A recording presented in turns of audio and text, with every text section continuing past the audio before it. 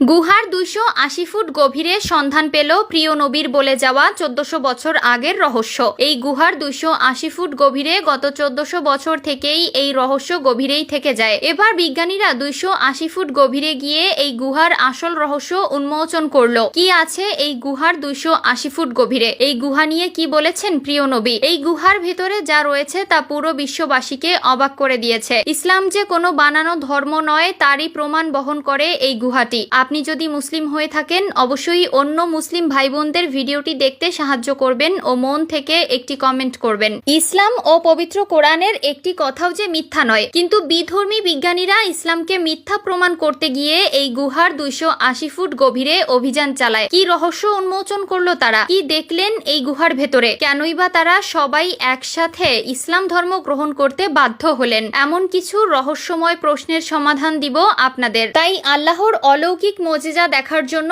অপেক্ষা করুন। আজকের ভিডিওটি শুধু মুসলিম জাতি নয়, যে কোনো ধর্মের মানুষের মনে প্রশান্তি পাবে। তাই ভিডিওটি সম্পূর্ণ দেখুন ও কমেন্ট করে আল্লাহর শুকরিয়া আদায় করুন আলহামদুলিল্লাহ। এই গুহার গভীরতা 280 ফুট। এই গুহা নিয়ে রয়েছে বিভিন্ন মত ও বিরোধিতা। এই গুহা আজ থেকে হাজার হাজার বছর আগের। এই গুহা নিয়ে মুসলিম অমুসলিম সকলের মধ্যে বিভিন্ন মত বিরোধিতা রয়েছে। এই গুহাকে কেন্দ্র করে বিভিন্ন বিজ্ঞানী সংস্থায় উঠেছে তুমুল আলোচনা সমালোচনা। তাই আর দেরি না করে একদল পর্যটক বেরিয়ে পড়েন এই গুহা পরিদর্শনের অভিযানে। তারা গুহার কাছে এসে থমকে গেলেন। এই গুহা আল্লাহর সৃষ্টির অন্যতম সুন্দর একটি উদাহরণ। তারা দেরি না করে সেই গুহায় প্রবেশ করেন। তারা রীতিমতো অবাক হয়ে যান ভিতরের দৃশ্য দেখে। তারা নিজের চোখকে বিশ্বাস করতে পারছে না। সৃষ্টিকর্তার সৃষ্টির রহস্য বোঝা সত্যিই কঠিন। এই দুনিয়ায় যা আছে এগুলোর কোনোটিই নিজে নিজে পয়দা হয়নি। সবকিছুরই একজন স্রষ্টা আছেন। সেই স্রষ্টা হলেন মহান রাব্বুল আলামিন। তিনি সমগ্র বিশ্বজাহানের